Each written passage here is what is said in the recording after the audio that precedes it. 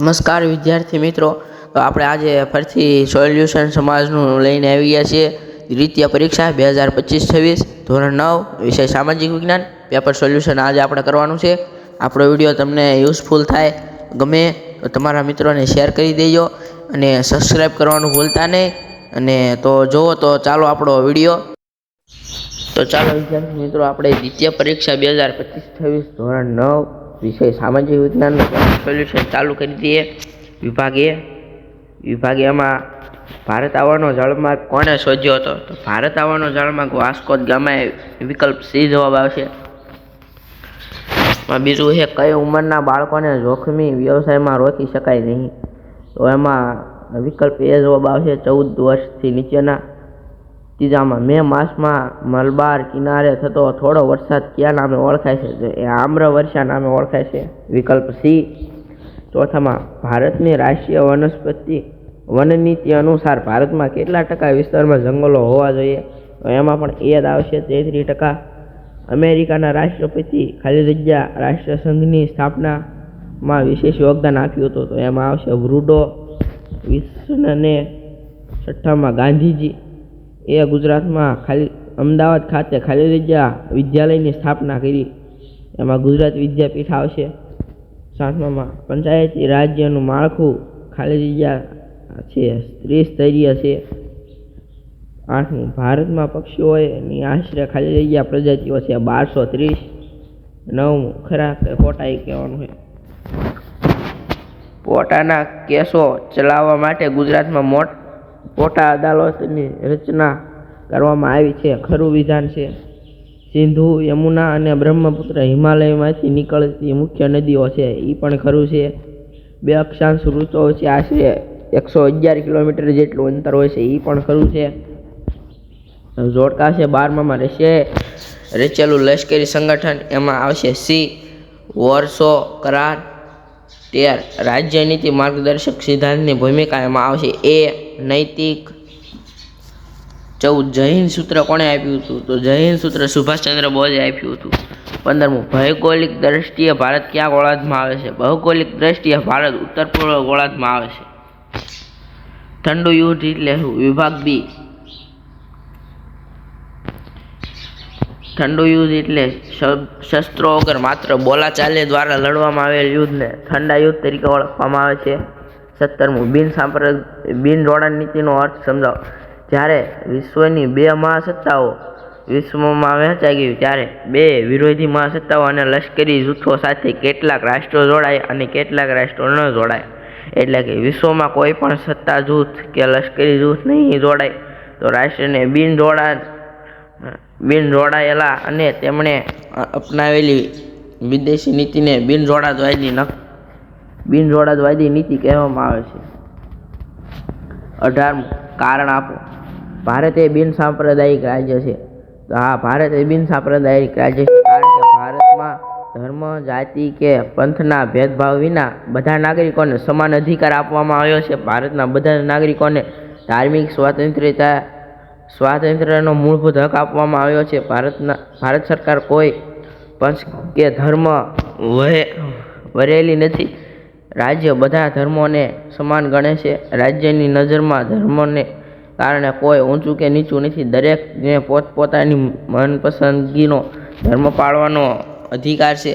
ભારત સરકાર ધાર્મિક બાબતોમાં નિષ્પક્ષ અને તટસ્થ છે. ભારતમાં બંધારણમાં સર્વધર્મ સમદ્રષ્ટિનો સિદ્ધાંત પણ આપવામાં આવ્યો છે. આથી ભારત એ બિન સાંપ્રદાયિક રાજ્ય છે.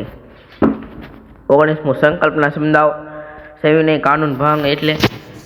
સવિનયપૂર્વક કાનૂન ભંગ એટલે સરકાર દ્વારા બનાવેલા અન્યાયી અથવા ગેરવ્યાજબી, શાંતિપૂર્ણ અને અહિંસક રીતે કાયદાનો ભંગ કરવો. એના અથવામાં તમે લખી શકો કે સવિનયપૂર્વક કાનૂનનો ભંગ કરવો એટલે સવિનય કાનૂન ભંગ. ફોરવર્ડ બ્લોક એ સુભાષચંદ્ર બોઝ દ્વારા 1939માં ભારતીય રાષ્ટ્રીય કોંગ્રેસમાંથી અલગ થઈને સ્થાપવામાં આવેલા રાજકીય પક્ષ હતો. તેનો મુખ્ય ઉપદેશ કોંગ્રેસની અંદરના સમાજવાદી અને આમૂલ પરિવર્તનવાદી તત્વોને એક કરવા અને ભારતીય સ્વાતંત્ર્ય ચળવળને વધુ ઝડપી બનાવવાનો હતો. હવે 20 સંસદની લાયકાતો કઈ છે? સંસદની લાયકાતો છે તે ભારતનો નાગરિક હોવો જોઈએ. લોકસભાના સભ્ય બનવા માટે તેની ઉંમર હોય ઓછામાં ઓછી 25 વર્ષ કે તેથી વધારે ન હોવી જોઈએ. રાજ્યસભામાં સભ્ય બનવા માટે તેની ઉંમર ઓછામાં ઓછી 30 વર્ષ કે તેથી વધારે હોવી જોઈએ. તે સંસદ દ્વારા નિર્ધારિત અન્ય લાયકાતો પૂર્ણ કરતો હોવો જોઈએ. તે કોઈ પણ સરકારી લાભદાયના હોદ્દા પર ન હોવો જોઈએ. તે માનસિક રીતે અસ્થિર મગજનો કે નાદાન કે ગુનેગાર ન હોવો જોઈએ. તો ઓલા કડે ઉપર ચિત્ર આપ્યું હતું 21માં પ્રશ્નમાં, એ ઉપરનું ચિત્ર ભારતના રાષ્ટ્રપતિ દ્રૌપદી મુર્મુનું છે. તે પદ પર કેટલી વયની વ્યક્તિ બેસી શકે? તો ભારતના રાષ્ટ્રપતિ પદ માટે ઉમેદવારીની લઘુત્તમ વય મર્યાદા 35 વર્ષ કે તેથી વધુ વય હોવી જોઈએ. 22માં તફાવત છે. બે મુદ્દા આપો. હિમાલયની નદીઓ અને દ્વીપકલ્પીય નદીઓ. હિમાલયની નદીઓ, આ નદીઓ 12માસી છે, એટલે કે 12 માસ એમાં પાણી ચાલુ હોય છે. અને દ્વીપકલ્પી નદીઓ, આ નદીઓ મોસમી છે, એટલે ચોમાસું આવે ત્યારે આ નદીમાં પાણી હોય છે. હિમાલયની નદીઓ, આ નદીઓ લાંબી અને તેનો પ્રવાહ વિસ્તરણ મોટો છે, એટલે આ નદીઓ બહુ લાંબી છે અને તે ઊંડી પણ છે. દ્વીપકલ્પી નદીઓ, આ નદીઓ ટૂંકી અને તેનો પ્રવાહ વિસ્તરણ મર્યાદિત હોય છે, એટલે તે ટૂંકી છે અને તે ખૂબ શીશરી હોય છે. આમાં નકશો દોરવાનો છે. આ પૃથ્વીનો નકશો દોરવાનો છે. આ ઉપર કર્કવૃત, આ વિષુવવૃત અને આ નીચે આવશે મકરવૃત. એવી રીતે આ નકશો પૂર્ણ કરવાનો છે. 24માં શબ્દની સંકલ્પના આપો. રેવી પાક. ભારતમાં શિયાળાની ઋતુમાં ઉગાડવામાં આવતા પાકને રેવી પાક તરીકે ઓળખવામાં આવે છે. આ પાકનો સમયગાળો આશરે ઓક્ટોબરથી ડિસેમ્બર હોય છે. ઉદાહરણ તરીકે ઘઉં, જવ, ચણા અને સરસવ. આમ્રવૃષ્ટિ. ભારતના દક્ષિણ ભાગોમાં ખાસ કરીને કેરળ અને કર્ણાટકના દરિયાકાંઠાના વિસ્તારમાં ઉનાળાના અંતમાં થતા વરસાદને આમ્રવૃષ્ટિ કહેવામાં આવે છે. આ વરસાદમાં કેરીના પાક ઉગાડવા માટે ઉપયોગી છે, આથી તેને આમ્રવૃષ્ટિ અથવા મેંગો શારસવ પણ કહેવામાં આવે છે. વિભાગ સી. ગાંધીજીએ ભારતના ભાગલાનો કેમ સ્વીકાર કર્યો? ગાંધીજીએ ભારતના ભાગલાનો સ્વીકાર કોમી રમખાણોને કારણે કર્યો. દેશમાં ફાટી નીકળેલી ભીષણ કોમી રમખાણોને કારણે હજારો નિર્દોષ લોકોના જાન ગયા હતા. આ સંજોગોમાં ગાંધીજીને લાગ્યું કે જો ભાગલા સ્વીકારવામાં નહીં આવે તો દેશમાં કત્લે આમ થશે અને પરિસ્થિતિ વધુ વણન છે. તેથી તેમણે ભારે હૈયે ભાગલાનો સ્વીકાર કર્યો. 26. ટૂંકનોંધ લખો. પૂર્ણ સ્વરાજની માંગણી. પૂર્ણ સ્વરાજની માંગણી ભારતીય રાષ્ટ્રીય કોંગ્રેસ દ્વારા કરવામાં આવી હતી. 1929માં લાહોર ખાતે જવાહરલાલ નહેરુની અધ્યક્ષતામાં કોંગ્રેસ અધિવેશનમાં પૂર્ણ સ્વરાજનો ઠરાવ પસાર કરવામાં આવ્યો હતો.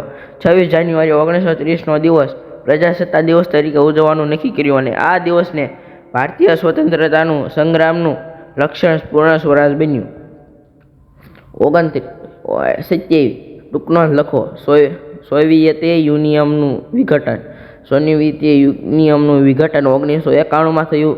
મિસાઇલ ગોબર્નરની ગ્લાઇનોસ્ટ અને પેટ્રોલિયમની નીતિનો આર્થિક કટોકટી એ રાષ્ટ્રીયની ભાવનાનો ઉદ્દેશ કારણે સોવિયત યુનિયનનું ગઠન રાજ્યમાં સ્વાતંત્ર્ય જાહેર કરી. પરિણામે ડિસેમ્બર 1991માં સોવિયેત યુનિયનનું સત્તાવાર રીતે વિધાન થયું અને તેમાંથી 15 નવા દેશો બન્યા.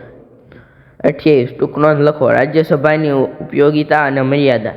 રાજ્યસભા એ સાંસદનું ઉપલગૃહ છે. તેની ઉપયોગિતા: તે રાજ્યનું પ્રતિનિધિત્વ કરે છે, લોકસભા દ્વારા પસાર કરેલા ખરડાની સમીક્ષા કરે છે અને તેમાં સુધારા સૂચવે છે. કાયમી ગૃહ હોવાથી સાહિત્ય જાળવતી રાખે છે. મર્યાદા: નાણાકીય બાબતોમાં તેની સત્તા મર્યાદિત છે. પ્રધાનમાં માત્ર લોકસભાને જવાબદાર હોય છે, રાજ્યસભાને નહીં. 30. વ્યાપારી પવનો વિશે સમજ આપો.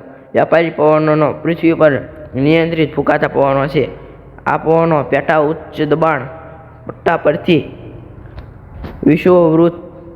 વિષુવવૃત્તીય નીચે દબાણ પટ્ટા તરફ વાતા હોય છે. ઉત્તર ગોળાર્ધમાં દિશા ઈશાનથી હોય છે અને તેઓ દક્ષિણ ગોળાર્ધમાં અગ્નિથી વાયવ્ય હોય છે. ઐતિહાસિક સમયમાં વ્યાપારી આ પવનોને ઉપયોગી તેના શર્ટ હોડી ચલાવવા માટે કરતા હતા. તેથી ત્યાં વ્યાપારી પવનો તરીકે પણ ઓળખાય છે. 31 કારણ આપો. સરકારે વન્યજીવનના સંરક્ષણ પર વિશેષ ધ્યાન આપ્યું છે. વન્યજીવો પૃથ્વીના ઇકોસિસ્ટમ માટે મહત્વપૂર્ણ છે. માનવીય પ્રવૃત્તિ, શિકાર, રહેઠાણ, નાશને કારણે ઘણી વન્યજીવોની લુપ્ત થવાના આરે છે.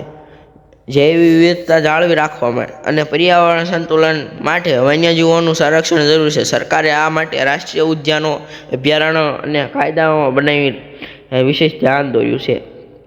વિભાગ ડી. જર્મનીના ભાગલા અને એકીકરણ વિશે ટૂંકમાં જણાવો.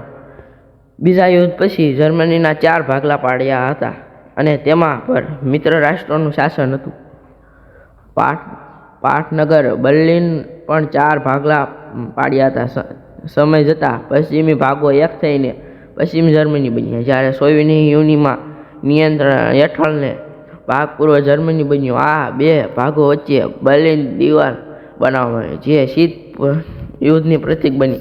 1989માં પૂર્વ જર્મની લોકોએ આ દિવાલ તોડી પાડી અને બંને જર્મનીનું ફરીથી 1919માં એકીકરણ થયું. 34 ટૂંકનો લખો. તાબાઈની અદાલતો. તાબાઈની અદાલતો એ ભારતના દરેક જિલ્લામાં આવેલ અદાલત છે, જે જિલ્લા ન્યાયાધીશ સીધા ન્યાયતંત્ર અને દેખરેખ રાખે છે. આ અદાલતો મુખ્યત્વે દીવાની અને ફોજદારી એમ 2 પ્રકારના કેસો સંભાળે છે. દીવાની કેસોમાં મિલકત, લગ્ન, પૈસા, લેવડ દેવડ વગેરેનો સમાવેશ થાય છે. આ અદાલતોમાં જિલ્લા ન્યાયાધીશ દ્વારા આપવામાં આવેલા ચુકાદાઓ પર ઉપલી અદાલતમાં અરજી કરી શકાય છે. 35 ઉપરની માહિતીના આધારે પ્રશ્નોના જવાબ આપો. ઉપર ફકરો આપ્યો છે, એના આધારે પ્રશ્નનો જવાબ. ઉષ્ણકટિબંધીય વરસાદી જંગલોમાં કયા પ્રદેશોમાં આવેલા છે? તો લક્ષદ્વીપ ટાપુઓ, અંદમાન નિકોબાર ટાપુઓ અને આસામના ઉપલા ભાગમાં આ જોવા મળે છે. આ જંગલમાં કયા વૃક્ષો જોવા મળે છે? અસમૂળ, રોઝવુડ, રબર જેવા વૃક્ષો જોવા મળે છે. 3.